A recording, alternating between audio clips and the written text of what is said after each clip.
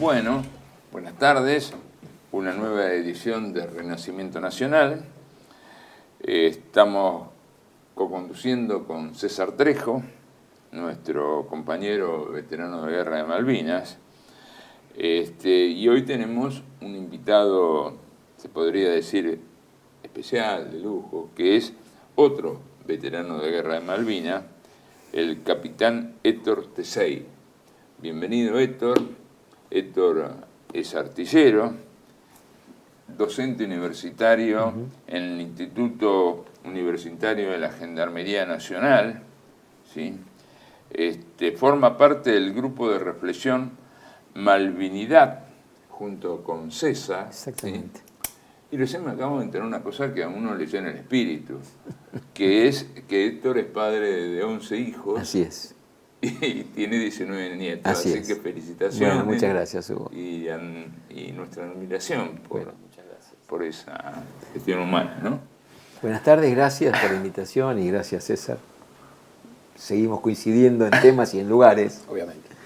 Así que mi actividad y el sentido de mi vida hoy es la docencia, Claro. en un tema que me preocupa desde hace tiempo, que es el mando y el liderazgo, a partir del mando en combate Malvinas y Malvinas. Claro. Así que hago docencia con temas de mando y liderazgo y hago investigación con temas de Malvinas.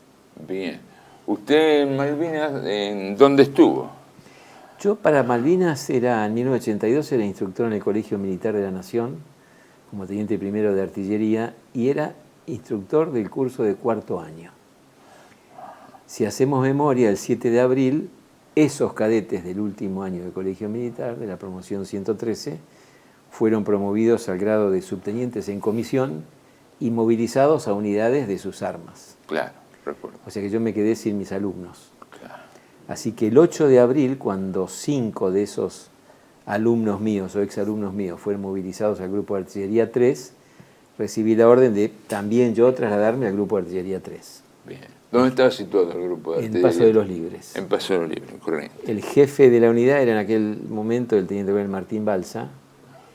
Y bueno, llegamos muchos cuadros oficiales y suboficiales movilizados para conformar el cuadro de organización para tiempos de guerra, ¿no? El ejército tenía en aquella época un cuadro de organización para tiempos de paz con 2 subunidades. La subunidad de artillería son las baterías y había que conformar una tercera. Entonces, el personal movilizado fuimos a conformar una tercera batería y yo caí ahí en esa tercera batería junto con el teniente primero Iparraguirre, que era más antiguo que yo y fue nombrado jefe de esa batería, y quien después cae en combate en el Monte Longdon, el teniente Alberto Ramos. Como tercer oficial, yo era el oficial ejecutivo de la batería. Con personal de la unidad, soldados, por suerte soldados clase 62, que conocían el material Otomelara, que habían tirado, no hacía falta enseñarles nada. Pero todos los cuadros, oficiales y suboficiales, excepto 6, que eran un suboficial por cada pieza, porque una batería son 6 piezas de artillería, el resto del personal... Una batería está compuesta por 6 piezas, 6 cañones, 6 obuses. Claro. Parece lo mismo, pero tiene alguna diferencia técnica el obús del cañón. Sí. Son 6. Una batería tiene 130 hombres, más o menos. Una batería, 180 hombres. 130 hombres. 130 hombres. Sí. Para el servicio de pieza, para las comunicaciones, para el puesto comando, para la seguridad, para un montón de actividades que significa atender esas armas, ¿no? Claro. Que esas armas tiren. Claro. Así que los soldados y un suboficial de la unidad. Eso fue bueno. El resto, todos nuevos. Todos nuevos quiere decir que en el viaje de Paso de los Libres, que fue el 8 de la noche, 9 de la madrugada, hacia Buenos Aires, los integrantes de la batería nos saludábamos, mucho gusto, mucho gusto, mucho gusto. Así íbamos a ir a una zona de operaciones. El tiempo que hizo después que el teniente primer Iparraguirre fuera herido en alguno de los bombardeos de principios de mayo y evacuado al continente, y el teniente Ramos designado observador adelantado del Regimiento 7, así que yo me quedé solo en la batería a principios de mayo. Entonces le pedí a Balsa oficiales para auxiliarme, porque un oficial solo no puede. Entonces Balsa, en forma muy simpática, me dijo, ahí le mando 3 cadetes. O sea, yo había ido con 5 y me mandó 3. para que me auxilien en el manejo de la batería. Uno de ellos fue evacuado a fines de mayo porque su papá estaba falleciendo por cáncer, tenía un cáncer terminal, y Balsa autorizó que se vuelva al continente. Y con los otros dos, los entonces subtenientes en comisión Herrero y Barreiro, entré en combate con la batería a partir del 2 de junio y hasta el 11 de junio. Claro, bien. Así que para mí es una alegría estar con mis cadetes y para los cadetes ni te cuento. En Monte London fue eso. No, la batería estaba ubicada en el Valle Moody. El Valle Moody es un valle que corre entre Longdon al norte del valle y Tumbledown al sur del valle. Y el valle va, para los que tengan el mapa en mente, desde donde finaliza la bahía de Puerto Argentino, que estaba el cuartel de los Royal Marines, ahí empieza el valle y discurre entre los montes Longdon y Tumbledown hasta pasando un poquito Dos Hermanas y termina a la altura de Monte Kent más o menos. ¿Y qué es una superficie más o menos plana? ¿No? Es un valle porque Sí. los montes realmente eran lugares muy complicados por la piedra, ¿no? Pero los lugares planos, ¿te acordás? Lo complicado era la turba. Entonces el valle tiene un arroyito que corre, que es el arroyo Moody, que nace en Monte Vernet, al norte, y discurre, baja por Dos Hermanas y pasa por todo eso, y desagua en la bahía de Puerto Argentino. El arroyo, una senda de mala muerte que iba desde ahí hasta Dos Hermanas, y a 2.500 metros del cuartel de los Marines hacia el oeste estaba la posición de la batería, de mi batería. ¿Por qué estaba ahí la batería? Siendo el oeste la retaguardia, porque si nos acordamos, el plan de defensa de Joffre era prever un desembarco por el sudeste o por el noreste, con lo cual irse hacia el oeste era ir a la retaguardia. Tan retaguardia era el oeste que a 800 metros de la posición de mi batería estaba la zona de reunión de los helicópteros, es decir, lejos de donde hubiera habido acción. Claro. Pero ¿por qué estaba ahí la batería? Porque las unidades de artillería hasta ese momento, estamos hablando de principios de abril, era solo el grupo de artillería 3, obuses Soto Melara con 10 kilómetros de alcance, que no alcanzaban a darle cobertura al regimiento 7 que estaba en Longdon, en el extremo oeste de la posición, parte del BIM 5 que también estaba en el extremo oeste y el regimiento 4 que estaba un poco más allá.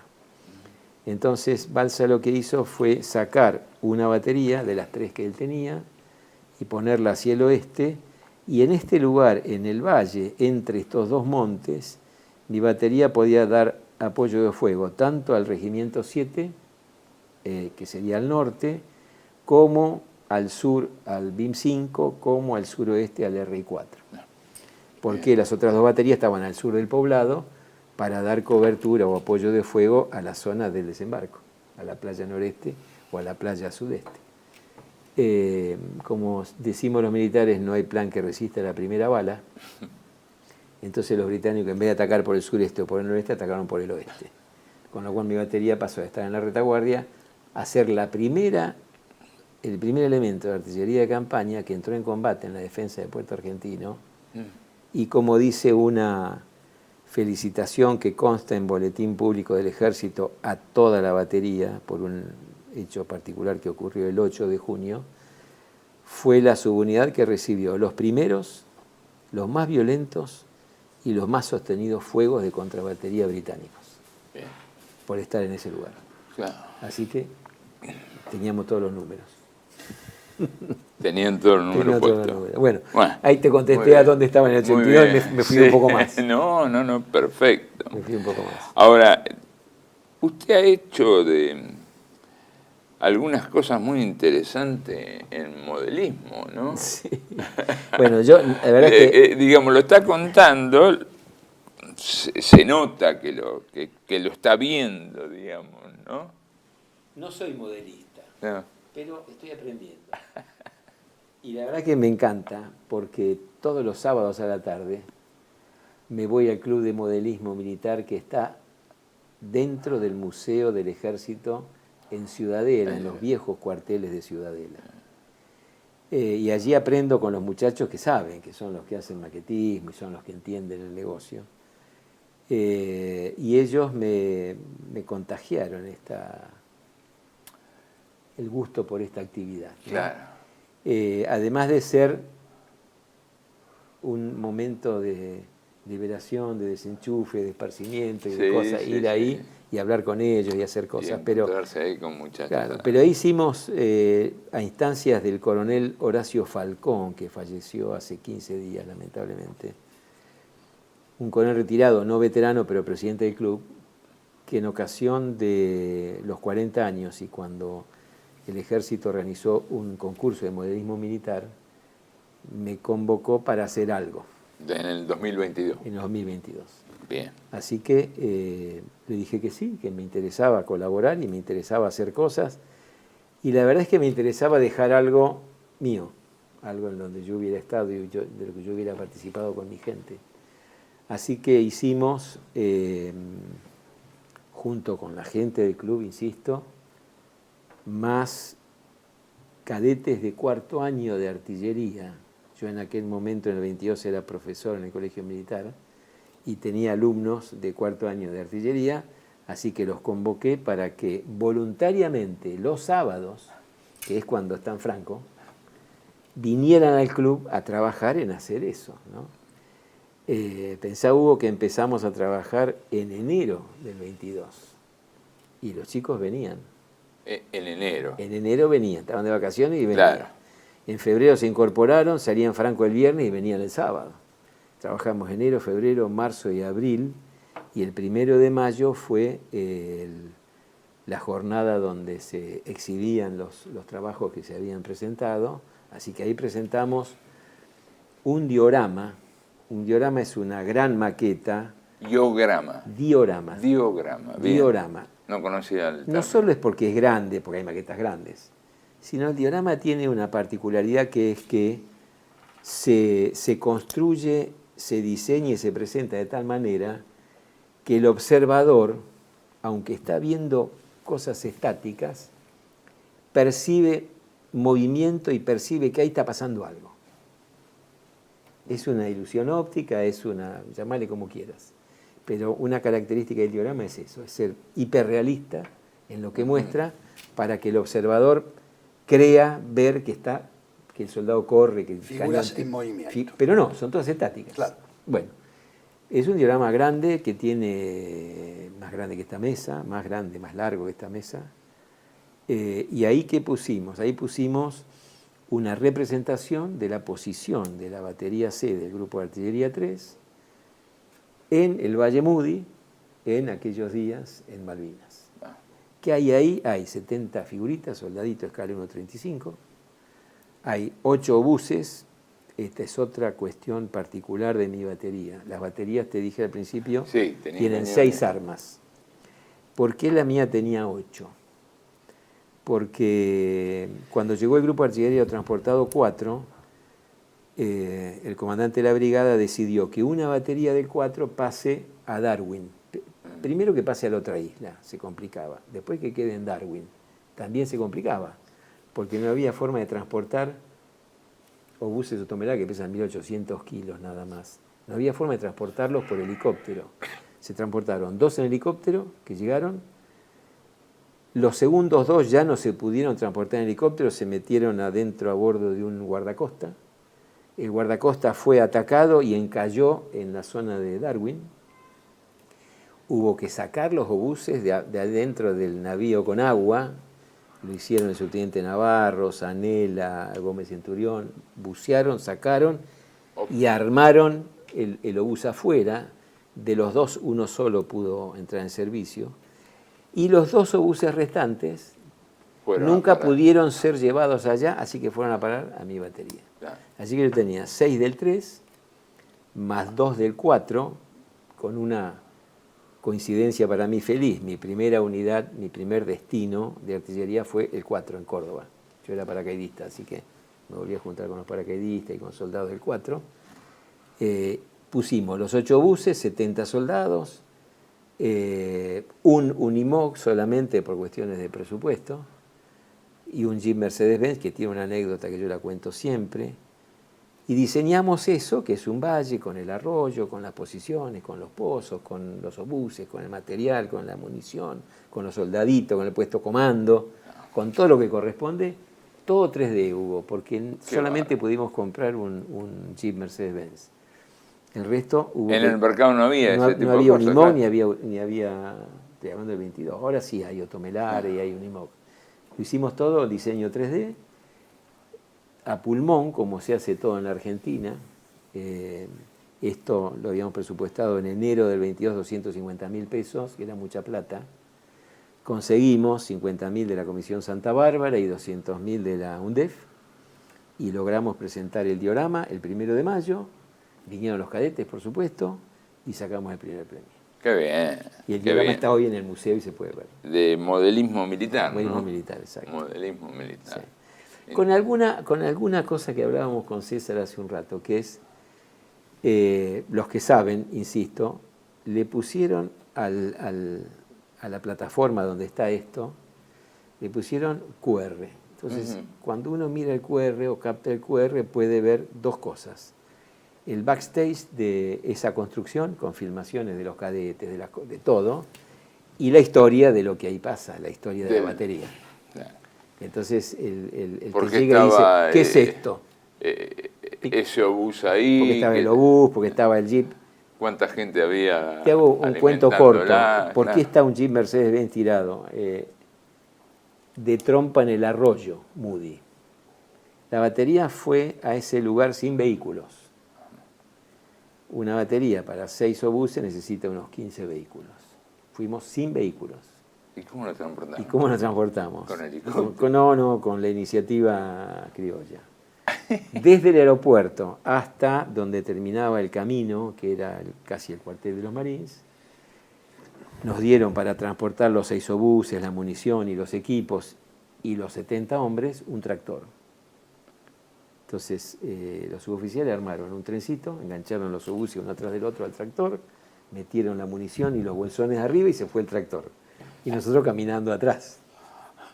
Así llegó el tren a la punta del camino, pero después había que hacer 2.000... Usted me dice que cada uno de esos obuses pesa 1.800 kilos. Sí, más la munición, 2 toneladas. Que eran como 3.000 tiros, y cada cajón pesa 70 kilos más o menos, así que era un montón. Los bolsones, ¿te acordás? Que eran un embole total. Y nosotros caminando. Cuando llegamos caminando a la punta del camino, después de no me acuerdo cuánto tiempo, estaban los obuses alineaditos, la munición apilada y los bolsones apilados. El tractor se había ido. Había que entrar 2,5 kilómetros al campo. Ah, bueno. A brazo. Empujando. Empujando a brazo. Todo eso tardamos 4 días en meter todo a mano. Así fuimos. No te voy a contar nada nuevo. O sea, no teníamos vehículos. Desde ese lugar hasta el lugar donde comíamos, donde buscábamos la comida, que era el cuartel de los Marines, que había un tema logístico de la brigada, había que ir a buscar la comida caminando, porque no teníamos vehículos. En el famoso cilindro de acero inoxidable, para 70. Caminar en la turba, 2,5 kilómetros, más la espera eran 5 o 6 horas. Entonces yo ordené traer la comida de almuerzo y cena. No podíamos ir 2 veces. Pero la comida de almuerzo y cena llegaba ni tibia, pero la de la cena ya estaba congelada, hecha nada, era un masacote. Entonces, ¿cómo hacíamos para calentar si no teníamos cocina, no teníamos... Ah, no tenía cocina de campaña. No teníamos cocina, la cocina era allá. No teníamos ni siquiera la pastilla de alcohol, no teníamos nada. Entonces los suboficiales se avivaron y como pasábamos por la zona de los helicópteros, pasaba ese pelotón, el sargento Almarante me dice el segundo día, me dice, mi teniente primero, cuando vamos a buscar la comida, pasamos por un lugar donde están los helicópteros y hay un depósito de tambores de 200 litros. Algunos están llenos, otros están vacíos. Hay vacíos de JP1 y hay vacíos de aceite. Mañana me voy a traer 2. reforzamos los Gurkhas que iban a buscar el Morphy, volvió el pelotón con 2 tambores. ¿Y qué hacían los tipos? Con el remanente calentaban la comida. Entonces ya teníamos comida caliente. Pero fueron un paso más allá los suboficiales, porque este sargento Amarante, que ahora vive en La Paz, Entre Ríos, me dice un día, ¿qué le parece si enterramos los tambores? Porque un tambor enterrado es un pozo seco. Un soldado metido en el tambor vive seco. Ah, claro. Así que empezamos a enterrar tambores. Cada vez que venía la comida, venían los tambores. Pero eran 2 tambores. Entonces, al 4º, 5º día, no me acuerdo, me dice, ayer pasé y había un Land Rover, hoy pasé, está en el mismo lugar, mañana me lo traigo. Listo, trételo. Así que el día siguiente, en vez de venir los caminantes, venía el Land Rover. Y en vez de 2 tambores, tenía como 10 tambores. Un Jeep Land Un Jeep Land Rover, colorado era. Vaya a saber de quién. Estaba ahí, pero vos viste cómo era todo eso. Paso, hay una escalera, me la llevo. Claro. Y el dueño, ¿qué me importa? Era así, claro. Cuando llegó el dueño no estaba más el Land Rover. No sé. Pero el tipo lo había visto 2 días seguidos y al tercer día se lo trajo. Entonces, a partir de ahí, iban a buscar la comida y los tambores con el Land Rover. Esa era otra cosa. Si vos vas hoy a las islas, y yo he ido a las islas y he recorrido la posición, están los 50 tambores que se enterraron para que 50 soldados vivan adentro del pozo cada uno. Y en el diorama pusimos los tambores enterrados, por supuesto. Qué gran. Ahora se hace presente la superioridad. Viene Joffre a visitar un día la batería, el fin de mayo, con Balsa. Vienen 3 Jeep Mercedes-Benz. Los Jeep Mercedes-Benz tenían problemas para circular por la turba, ¿te acordás? Sí, sí. Baja Joffre, saludo, mira, qué sé yo, y de golpe empezamos a sentir ruido, puteadas, despelote. El Jeep de Joffre de trompa dentro del arroyo. Se cayó, no sé qué hizo el sargento conductor, se cayó el Jeep. Por supuesto, Joffre lo mató, pobre tipo, lo mató. La batería completa, hacer fuerza para sacar el Jeep. No lo sacamos el Jeep. No lo pudimos sacar. No lo pudimos sacar, quedó el Jeep ahí. Solución de Joffre. Teniente primero T6, présteme el Land Rover, después se lo mando. Lo estoy esperando. Nunca me mandó el Land Rover. Entonces yo pongo el Jeep a propósito para que la gente diga, ¿qué pasó que se cayó el Jeep? Para contar la y cuento la anécdota. Bueno, y ahí, ya que estás comentando sobre los comandantes, Sí. hay una parte de tu reflexión de hace muchos años y de tu dedicación y de tu investigación y de tu estudio que tiene que ver con el mando en combate. Sí. Contanos un poco la reflexión y esto ligado además a cómo el Estado argentino a través de sus Fuerzas Armadas ha reflexionado o dejado de reflexionar sobre las lecciones de Malvinas. Sí, ahí voy a ser crítico como suelo ser crítico. No solo en escritos o en conferencias, sino en mis clases también. Posición que me ha traído simpatías y antipatías, como corresponde, Obvio. dentro y fuera de la fuerza, como corresponde, porque una fuerza, un país, un Estado, unas Fuerzas Armadas que van a la guerra, no van solamente a la guerra y después vuelven y cierran el candado y se dedican a hacer otra cosa. Tienen que volver y tienen que reflexionar, tienen que investigar, tienen que estudiar, tienen que ver qué, cómo y por qué cosas se hicieron, para qué se hicieron, bien, mal. No interesa, pero hay que analizar, hay que estudiar, hay que ver, hay que aprender. Para eso tenemos que aprender de los que más saben, que son los países que han ido a más guerras, ¿no? Las Fuerzas Armadas de Estados Unidos, después que vuelven de cada guerra, estudian, analizan, investigan, critican, proponen, practican y mejoran. No estoy haciendo loas a la bandera, estoy diciendo cómo funciona una Fuerza Armada profesional. Vamos más atrás, vamos a las Fuerzas Armadas de la Segunda Guerra Mundial alemanas. Los alemanes pierden la Primera Guerra con una estrategia y una doctrina apropiada de ese momento, pero se dan cuenta sobre el final de la guerra que la cosa no caminaba. Uno de los primeros que se da cuenta que esa cosa de la trinchera, de la estaticidad, de todo eso, no caminaba, fue un conocidísimo de la Segunda Guerra, que fue Erwin Rommel. Erwin Rommel estaba en una trinchera, en una compañía, en un batallón, y veía que esto era una masacre, salir, tierra de nadie, ametralladora, cañón. Y el tipo dice, esto no anda. Gente más muerta por cólera que por balazo. Un desastre. Entonces le dice a su jefe de compañía, deme permiso para hacer otra cosa. ¿Y qué quiere hacer, Rommel? Quiero armar un grupito de 10, los quiero súper entrenar. Cuando no pasa nada, nos vamos, nos infiltramos, nos deslizamos, hacemos algún sabotaje, matamos gente, rompemos y volvemos. El próximo asalto va a ser en peores condiciones para ellos. Claro. Haga. Hace. Funciona. Ahí empieza lo que se llama, en términos militares, cosa que yo a veces pongo en duda que nuestros militares sepan, que son las doctrinas de mando. Ahí voy al mando, ¿no? Porque la doctrina de mando del Estado Mayor alemán durante la Primera Guerra, a pesar de algún iluminado como Moltke, que pregonaba el mando descentralizado, es decir, dar iniciativa y libertad de acción al que está en el campo de combate, el Estado Mayor era partícipe de una doctrina de mando centralizado. A rajatabla lo que dice el primero hace el último y nadie piensa, ¿no? Y ahí se aplica un viejo refrán que habrás leído en los cuarteles, el soldado no piensa, obedece. Así es. En el colegio militar, para nosotros era la iniciativa es la madre de todas las chufas. De todas las cagadas. Chufa entiéndese por sanción. Sí. Entonces, como el cadete entraba el domingo a la noche y quería salir el viernes, obedecía todo y no hacía nada para que no lo enchufen porque quería salir. Claro. Bueno, pero Rommel se da cuenta que esto tiene que cambiar.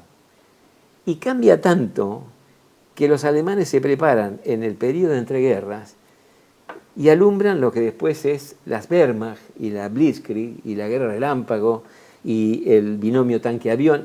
Dieron vuelta a la torta. Aprendieron de los errores de la primera, aplicaron esas mejoras en la segunda y pasaron por arriba al planeta hasta que se enfrentaron con el poderío industrial norteamericano, que era insoportable. Y ruso, ¿no? Y los muertos rusos. Y ruso alimentado por los norteamericanos, después te cuento una anécdota. Y los muertos rusos, bueno. ¿Y nosotros qué hicimos después de Malvinas? Nada. Hicimos nada. Nada quiere decir nada. No, ¿cómo nada? Alguien pensó, alguien miró. Hubo esfuerzos aislados, ¿no? Yo lo tomo como referencia al ya fallecido coronel Jorge Magnelli, que fue profesor en el Colegio Militar. Y Magnelli estudió este tema y su tesis de maestría en defensa se llama Educación Militar para un mando descentralizado. ¿Qué miró Magnelli? Magnelli miró los norteamericanos, dijo, a ver, ¿qué hicieron los norteamericanos? Primera, Segunda Guerra, de Corea, Vietnam, ¿cómo llegaron al Golfo? Y los norteamericanos llegan al Golfo con lo que se llamó en su momento, ahora evolucionado, pero no muy distinto, la batalla aeroterrestre. ¿Qué era la batalla aeroterrestre? La Blitzkrieg. Porque en el Golfo eran tanques y aviones, igual que los alemanes. Pero para eso pasaron por la primera, por la segunda, por Corea, por Vietnam. En Vietnam se equivocaron en 1000 cosas, pero una de las cosas que rescata Magnelli y que rescata Colin Powell, que fue secretario de Estado, sí, y era capitán en Vietnam, y estudió este tema, Colin Powell, es que la doctrina de mando de los norteamericanos en Vietnam, aunque pensemos debió haber sido descentralizada por la selva, no, centralizada. Centralizada. No podés conducir en forma centralizada en la selva. Así lo hicieron y así le fue. Hay publicaciones y estudios de Colin Powell. Cambian. Cambian.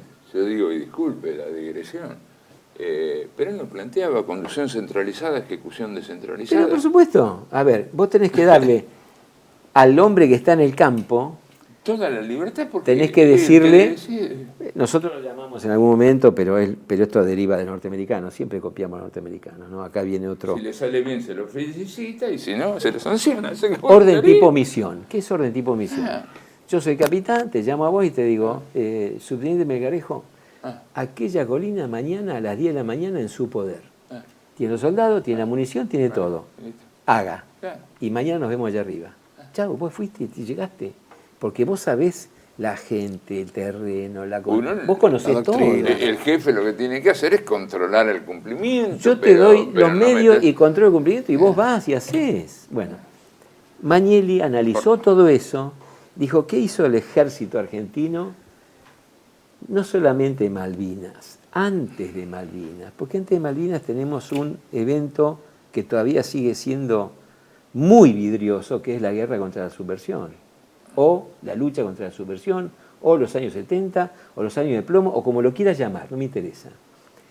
Magnelli lo mira desde el punto de vista militar y del mando, y de la doctrina de mando, no se mete en cuestiones políticas, Sí. no. Entonces, ¿qué dice Magnelli? Aquellos militares, estamos hablando de los 70, y después voy a contar una anécdota, mando centralizado. No, pero si luchar contra las células de Montoneros o del R requería descentralización. Vayan, no, resuelvan el problema. centralizado, equivocado. No solo centralizado, equivocado desde el punto de vista de la doctrina de mando, sino que después tuvimos los eventos que tuvimos, porque aquellos generales nos hicieron cargo de aquellas órdenes que impartieron al personal subalterno y el despelote que estamos viviendo. Pero vamos a mirarlo desde la doctrina de mando, equivocado. Malvinas, lo mismo. El general Joffre, Hugo, ordenaba por la radio a la sección de la primera línea, al subteniente. En el medio tenés el regimiento, el jefe de compañía, tenés una cadena de mando.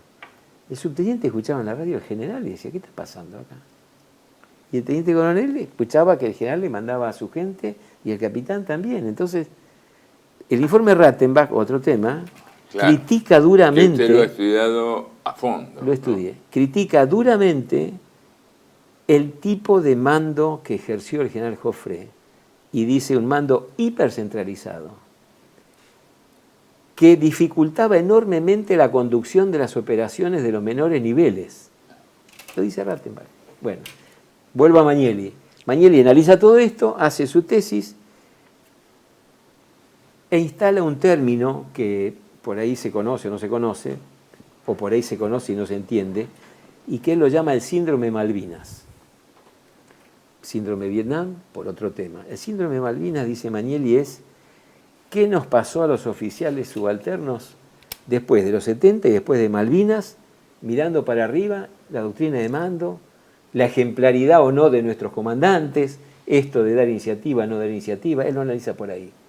Y dice el síndrome de Malvinas. Y el síndrome de Malvinas es el detonante de los levantamientos carapintadas. Todo esto lo pone Magnelli en su tesis y lo hace libro. Ese libro, vos me dirás, tiene que ser bibliografía obligatoria en todas partes. Hasta el 2016, que yo llegué al colegio militar, no lo era. No porque yo sea un genio, sino porque empezamos a hinchar los cocos varios y se adoptó. 2016, ya habían pasado cuántos años de la guerra. 30 y pico. O sea, el ejército, vuelvo al principio de tu pregunta, ¿qué hizo después de Malvinas? Nada. En términos de mando, que es tu pregunta, el ejército no hizo nada. Nada. Tanto no hizo nada que vos entrabas a la página web del Colegio Militar hace 10, 15 años y decía por allí Escuela de Liderazgo, formación de líderes. Vamos al manual del ejercicio del mando, del ejército vigente en aquellos años, y buscas liderazgo, no estaba definido, no estaba conceptualizado. Líder militar, tampoco. Y entonces yo enseñaba mando y liderazgo, ¿qué enseñaba yo? Lo que a mí me parecía. O lo que consensuábamos 3 profesores. Che, vamos a decir que el liderazgo es esto, porque el ejército no lo ha dicho, no está escrito. Manual del ejercicio del mando, como le dije al general Pereda, que yo estudié de cadete en el liceo militar en los 60, manual 1968, lo estudié en el liceo. Lo estudié como cadete en el colegio en los 70. Claro. Lo usé como instructor en el colegio en los 70. Lo usé como oficial en mi carrera y a Malvinas fuimos con ese manual del ejercicio del mando. ¿Cuándo se actualizó el manual del ejercicio del mando? En 2023. Y recién en 2023, y acá me voy a hacer propaganda, soy coautor de ese manual. 41 años. Porque en ese manual los que participamos definimos liderazgo militar. El capítulo 7, perdónenme que me apropio del micrófono. No, es que para eso está, y para eso te hicimos la pregunta. El capítulo 7 se llamaba y se llama Mando en Combate. Y el capítulo 7 del manual viejo decía, primer párrafo, decía, como el ejército argentino no tiene experiencia de conflicto, ni guerra, ni participación, ni no sé qué, utilizaremos experiencia de otro ejército en otro conflicto. Entonces un día que fue Pereda al club, le dije, Pereda, mire, ahora tenemos ¿y Malvinas? Claro. Ordenó armar una comisión, trabajamos, está Zuluaga, veterano, Zuluaga. Sergio Fernández, veterano, yo veterano. Zuluaga de caballería. Sí. Fue teniente mío en Granadero. Mira, un tipazo. El coordinador de las cátedras de mando del Colegio Militar y un equipo de Estado Mayor.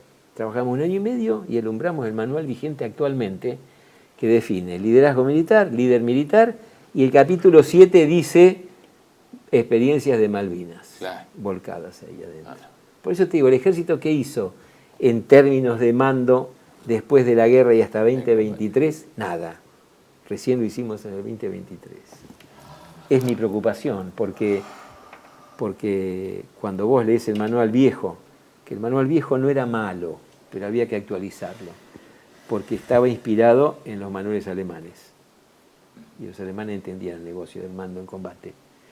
Lo que pasa es que después se le fue metiendo cosa norteamericana, cosa francesa, se fue haciendo un pastiche. Claro. Pero el manual es muy claro en esto, y cualquiera que haga liderazgo lo entiende afuera o adentro del ejército. Vos para liderás solamente cuando tu gente te hace líder. Vos no imponés, yo soy el líder, vos no sos nada. Ellos te hacen líder.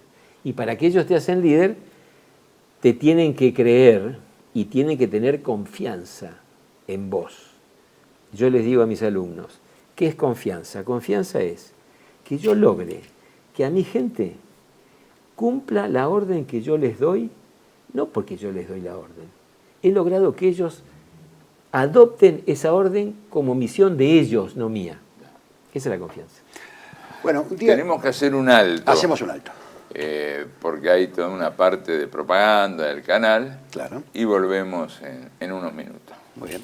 Residencia como en casa, siempre contigo. Es un hogar habilitado en la ciudad de Buenos Aires con más de 30 años de experiencia en el cuidado de adultos mayores. Ubicada en el barrio de Villa Real, en pasaje Francisco Bauzá 2372, casi esquina Tinogasta. Ofrecemos atención personalizada y un ambiente cálido para nuestros abuelos. Contamos con habitaciones premium, con baño privado y TV por cable, menú supervisado por nutricionista, cocina de primera calidad, jardín terraza para el esparcimiento y conectividad para videollamadas y llamadas telefónicas. Además, ofrecemos servicios opcionales como peluquería personalizada y confección de ropa a medida.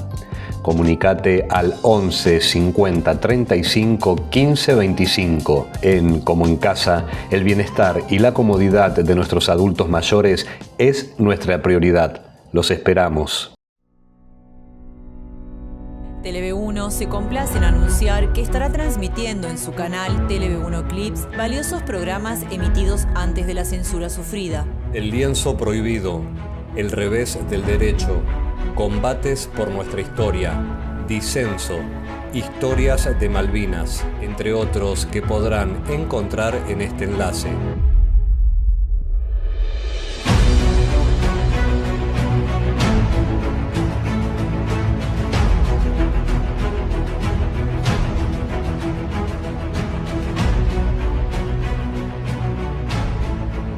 Agradecemos su aprovechamiento y difusión. Bienvenidos a CEPA, Centro de Estudios del Pensamiento Americano. Nuevo sitio web de cursos de formación en política, filosofía, historia, literatura, geopolítica, religión, psicología y más. Cursos de formación que reflejan el verdadero pensamiento americano. Lo invitamos a elegir el curso de su agrado ingresando en www.cepa.la.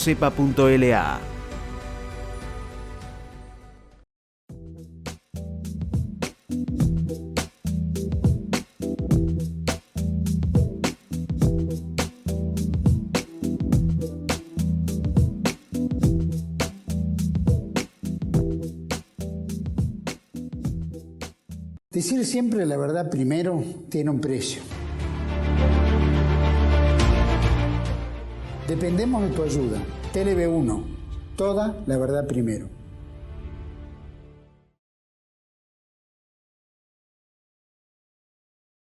Bueno, continuamos entonces, estábamos tratando un tema crucial, que es el tema del liderazgo y de la construcción de la confianza, ¿no?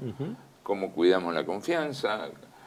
¿Por qué no continúa así en esa reflexión, por favor? Mira, hay una frase del manual del ejercicio del mando, del viejo y del nuevo, que dice algo que es clave para esto de la confianza. Dice, la principal preocupación de un jefe militar, ¿no? Son dos. La principal preocupación son dos, suena raro. Velar por el bienestar del personal y cumplir la misión. Entonces yo le preguntaba a mis alumnos, ¿cuál es más importante? Y todos me decían, cumplir la misión, cumplir la misión. No, le digo, no es una más importante que la otra, depende de la situación. Porque si yo estoy en una situación pasiva, tranquilo, sin nada que me esté acuciando, estoy velando por el bienestar del personal. ¿Qué significa velar por el bienestar del personal? Vamos a Malvinas. Refugio, comida, seguridad, ropa, descanso, que el jefe venga y te diga, ¿cómo anda, soldado? ¿Qué problema tiene? ¿Qué le pasa? Y se queda con vos y te entiende, hace de consejero, y vos ves que el tipo está con vos. Velar por el bienestar del personal. Mi cabo, no hay comida, ¿qué vamos a comer hoy? No sé. No, ¿cómo que no sé? Yo consigo la comida. Mi subteniente, no hay comida. Ah, no sé. Pues yo me arreglo. Yo a mi gente le doy de comer. Velar por el bienestar del personal. Estar cerca de la gente, compartir, convivir, conocer. Voy a ser autorreferencial mal. Te dije que veníamos en el tren conociéndonos, hola, ¿qué tal? Hola, ¿qué tal? Hola, ¿qué tal? A los 45 días entramos en combate. Yo esos 45 días me ocupé de conocer a mi gente, porque si no, no sabía si me iban a responder o no. Y ellos me tenían que conocer, claro, a mí, porque si no, confiar en usted. ¿Y este tipo quién es? Claro. ¿Y qué va a hacer? ¿Y qué nos va a ordenar? ¿Y qué va a pasar? Hoy vos vas a Paso de los Libres, y yo desde el 22 que no voy, pero en el 22, todos los años se hace un encuentro, el 27 de abril, que es el día en que el grupo tiró por primera vez en Malvinas, por un eco radar en la playa. 27 de abril no había ingleses todavía, pero... Y se hace una formación y se homenajea y se recuerda al sargento Quispe y al teniente Ramos, desfile y demás. Y después desfila la unidad, y los veteranos desfilamos siempre en paquete, pasamos todos los veteranos, desfilamos. En el 22 fueron muchos suboficiales y soldados de la batería C y los 2 subtenientes. Y cuando hubo que desfilar, este sargento almirante me dijo, ruso, a mí me decían ruso, vos a la cabeza, vos sos el jefe. Y se me caían las lágrimas, porque 40 años después, los tipos me seguían reconociendo, ¿me entendés? Esos son los mejores 100 puntos que podés sacar en la carrera militar, el reconocimiento de tu gente. Esto es velar por el bienestar del personal. Y cumplir la misión, la vas a cumplir solamente si antes hiciste la otra parte. Si no, no vas a cumplir ninguna misión. Esto es clave, en la confianza y en cómo ejercer el liderazgo. Bueno, pero este liderazgo es, lo que establece es una diferencia abismal entre la autoridad espiritual y el orden reglamentario. Totalmente. Son dos cosas distintas. Totalmente. Obviamente, en todo ejército existe orden reglamentario. Sí. Pero no en todo ejército se construye la autoridad espiritual. Absolutamente. Por eso hay algunos jefes que, como te pasó a vos en Paso de los Libres, le pasó a Robacio con el Batallón de Infantería Marina 5, que todos los soldados que yo conozco al menos, que han estado con él, dicen mi segundo padre, el Comanche, le decían, el comandante, con cariño, o al turco Zeineldin, que no le toqué a un soldado del Regimiento de Infantería 25 a Zeineldin porque te corta la cabeza. Tal cual. Entonces, ¿por qué? Porque, bueno, se ganaron la autoridad espiritual y se ganaron el corazón de sus soldados. Absolutamente. Esto también es traspolable al orden político. Sí, pero claro, totalmente. La crisis, llamada crisis de representación política, es porque ese acercamiento, esa autoridad espiritual no existe. No existe. No existe. Tal cual. Ha sido demolida Es como por... que nadie representa a nadie. Nadie representa a nadie. Así. Es una suerte de azar, medio matemático, medio tramposo además, Sí. de una matemática tramposa, que constituye que haya representantes. Pero en realidad no representan a nadie. No son representantes. representan a nadie. Tal cual. Es Entonces así. ahí la reflexión sobre el liderazgo en combate, ustedes, vos, con un equipo de investigación de hace unos 4 años, liderados por Rosana Guber, para mí la mejor cientista social, la más importante cientista social que se ha dedicado a la investigación de Malvinas, Tal cual. y que hoy es tu compañera de vida. Sí, y no por eso voy a decir que es la mejor. Pero, sí, pero yo como puedo tomar esa distancia, Sí, vos sí. para mí sí es la mejor y la conozco de hace décadas. Tal cual. Cuando empezó a trabajar, han hecho un trabajo de investigación sobre el caso del mando en combate Sí. en Monte London. Sí. Sabemos que la jefa de la investigación, Rosana, te tiene prohibido taxativamente a todos los miembros comentar conclusiones porque dentro de poco van a hacer la presentación del libro y la presentación pública de las conclusiones de la investigación. Qué bueno. Pero sí nos gustaría que nos comentases un poco en general la orientación de esa investigación.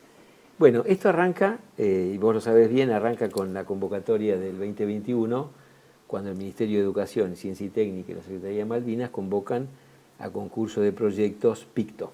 Picto ¿no? Malvinas. PICTO Malvinas, Proyecto de Investigación, Ciencia y Técnica orientado a Malvinas.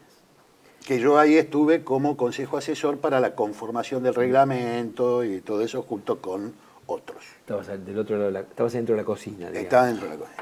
Bueno, Rosana venía pensando, ella ya había hecho su trabajo de los pilotos A4B, experiencia de Halcón, ya habíamos hecho Mar de Guerra, experiencia de Halcón, ella sola, Mar de Guerra ya con Trabajo un equipo. colectivo. Ujú. Mar de Guerra es un libro con un enfoque antropológico de cómo hicieron los marinos la guerra. No hablamos de táctica, de estrategia, de nada, hablamos de cuestión humana. Cómo la vivió el suboficial en la turbina, abajo de la línea de flotación, el infante de marina, el aviador naval, Mar de Guerra, ya con equipo. Y después de Mar de Guerra empezamos a hablar con Rosana y ella siempre tuvo el tema dando vuelta del hambre y la comida.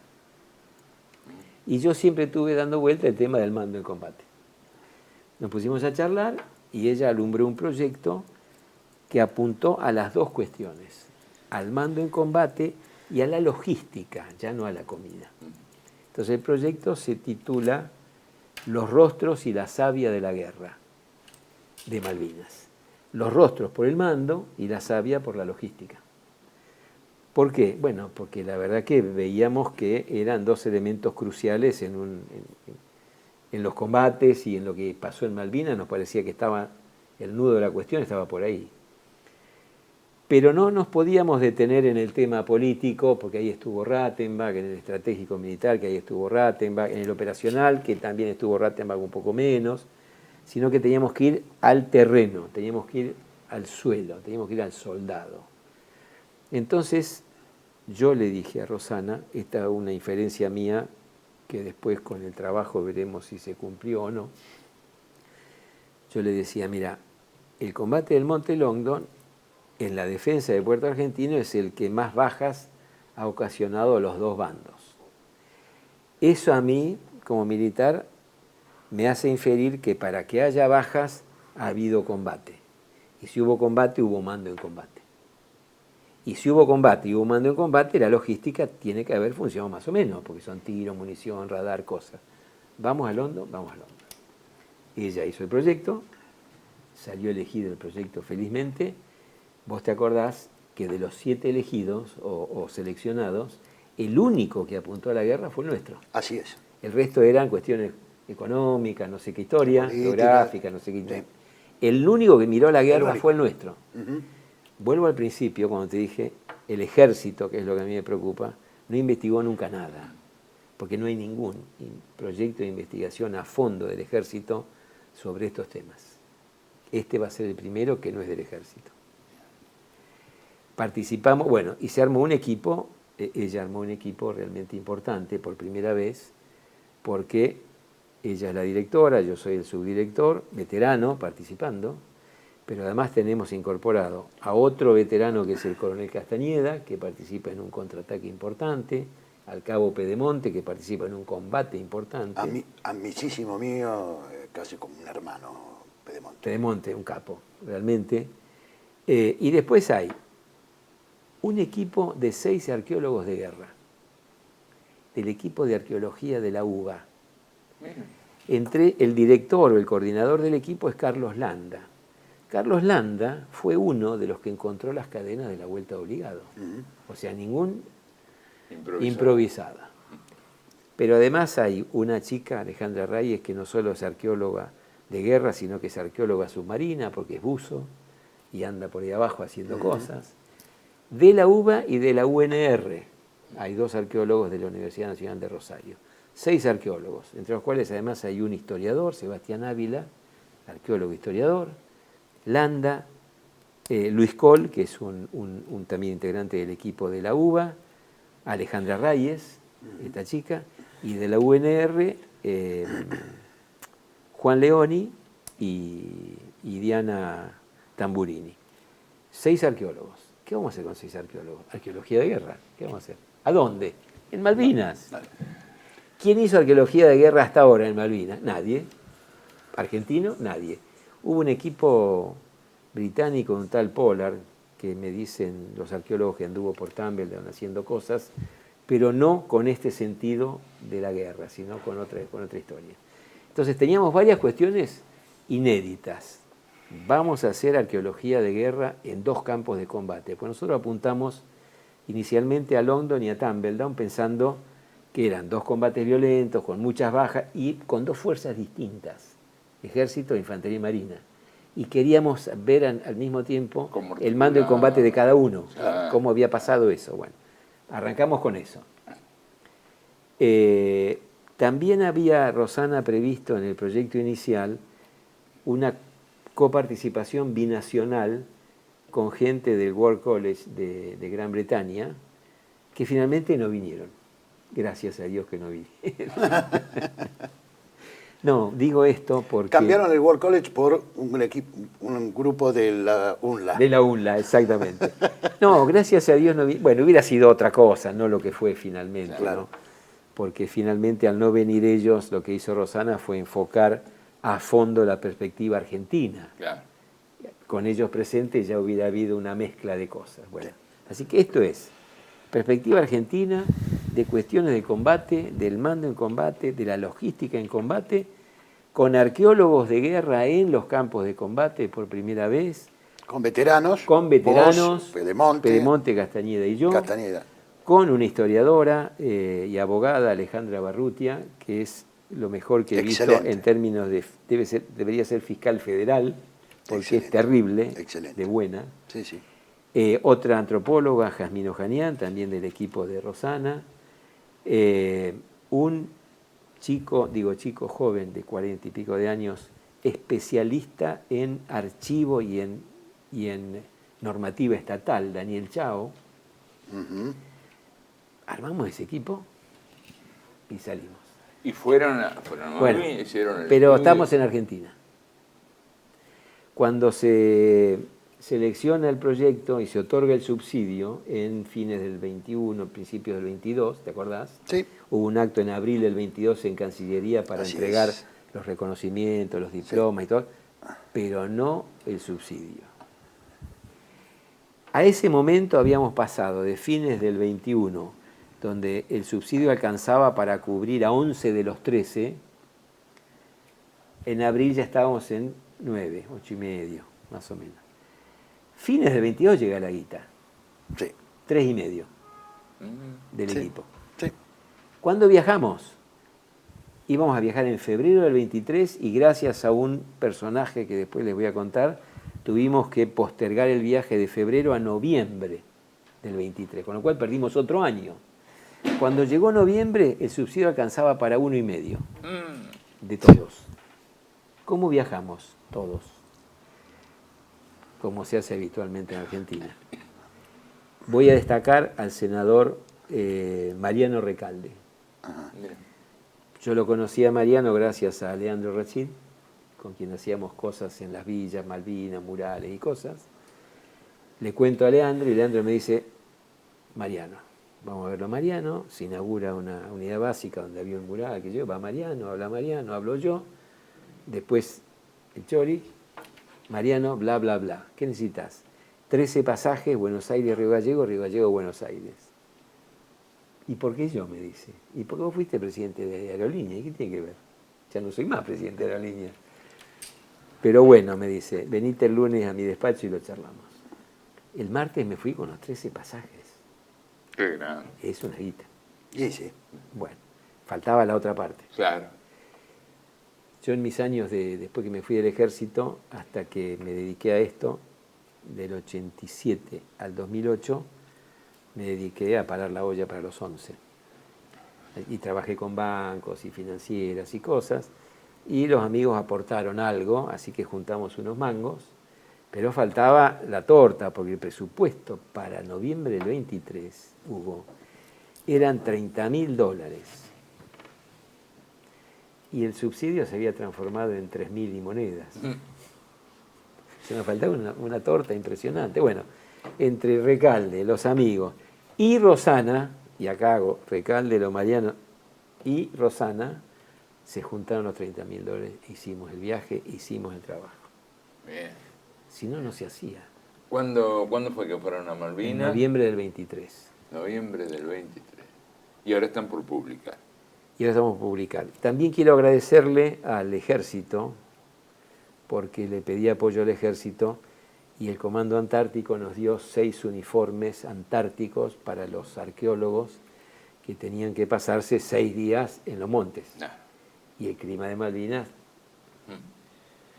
Una tarde, ellos estaban arriba del monte, yo andaba en otras cosas con teléfono, y a las 3 de la tarde, creo que era el jueves de esa semana, me llama Carlos Landa, el coordinador de los arqueólogos, y me dice, Héctor, que nos rescaten, por favor. Acá arriba hay viento de 100 kilómetros, está granizando y el termómetro marca 4 bajo cero, estamos todos metidos en una cueva, sáquennos de acá. Noviembre. Sí. Siempre lo mismo. Absolutamente Siempre lo imprevisible el clima de Malvinas. Así que el Comando Antártico... 20 grados y sol a las 3 de la tarde y a las 5 de la tarde Esto. bajo cero. Exacto. Y granizo y viento. Exacto. Bueno, el Comando Antártico nos dio los 6 uniformes, las fotos están con la pilcha naranja como corresponde. Claro. La Dirección de Intendencia del Ejército nos dio borseguíes, bombachas, camisetas, cosas que nos vinieron muy bien. Y el resto, bueno, Rosana aportó, Sí. conseguimos algunos manguitos, hicimos. Lo interesante de esto es que pudimos, dijo el Mosquito, los arqueólogos pudieron hacer arqueología en los montes sin ningún problema. Bien. Le planteamos el tema a la embajada para evitar que nos quiten los equipos. Llegamos y nos afanan todo. La embajada dijo, hablen con el Consejo Legislativo de las Islas. El trucho. El trucho. Hay un tal Short, y nosotros decíamos Shorty porque es petizo, y además se llama Short. Rosana le mandó una carta, le digo a Alejandra Reyes porque decía eso. Rosana le manda una carta a este hombre contesta diciendo, mientras no hagan ninguna contravención, ni los ayudaremos ni los molestaremos. Listo. Perfecto. No jodan. Alejandra Reyes, ahí venía Alejandra, llevó un dron de los más chiquitos que ya sabe que nuestra legislación no obliga a tener permiso ni nada, se vuela libremente. Llevó ese dron, pasamos migraciones, pasamos aduana, entró el dron, entraron los equipos y a trabajar. Lo único que nos dijeron, Rosana tuvo una entrevista con una persona ahí el primer día, fue no excaven, no se lleven nada. Listo, vía libre, pero vía libre, un solo día nos cruzamos con un tipo en moto que se ve que vino a ver qué hacíamos, Sí. pero nada más. O sea, los arqueólogos trabajaron libremente. Y esto tiene otra reflexión, Hugo y César. ¿Por qué nadie más hace? Y vos me dirás, porque no hay proyectos, porque no hay... Hoy en la mañana estuve casualmente con el presidente del IGN, el ingeniero Ancarola. Al anterior presidente le habíamos llevado nuestro trabajo para ponerlo a disposición porque en la práctica, ¿qué hicieron los arqueólogos? Casi que hicieron una agrimensura del monte. El IGN no puede hacer eso. Pero hoy le dije al ingeniero Ancarola, nosotros lo hicimos bajo el paraguas del proyecto de investigación. Y si más proyectos sobre más lugares hacen lo mismo, y el IGN manda gente... No lo sabía. Perdón. Mirá, después Perdón. lo ven... Esto cortalo. Lo ven los servicios de inteligencia británica y cagamos. Esto cortalo. Esto no sale al aire. No, pero pudimos hacer eso en serio. Y esto que yo te decía hoy de la fotogrametría y volar el dron y tener el monte dronado. Mi posición, la gente de la UNLA, Gustavo Quintiero, fue al Valle Moody y filmó mi posición con dron completa, la tengo toda filmada desde el aire. ¿Cuándo sale el libro? ¿Qué día tienen? En junio del 26. Junio del 26. Sí. Pero hay una prepresentación de algo en la Universidad Nacional de La Plata, con Edigma. Con Edigma, el equipo que dirige Juan Sicilino. Exacto. El 11 de diciembre a las 11 de la mañana. Ahí vamos a presentar el proyecto y todo. Las conclusiones no. Las conclusiones hay que esperar el libro. Bien. Y hay que comprar Bueno. el libro. Esperamos que el libro salga en julio del año que viene o junio del año que viene. Junio del año que viene. A pesar del Mundial. Sí, Claro. sí. Si es en junio es antes. Bueno, no va a estar ya lo estamos obstaculizado comprometiendo. Estamos ahí en las fechas, ¿viste? Ya lo estamos comprometiendo su presencia para aquel momento. Sí. ¿no? La verdad es que sin vulnerar la orden de la jefa, yo creo que va a ser un parteaguas el libro. Bien. Ojalá.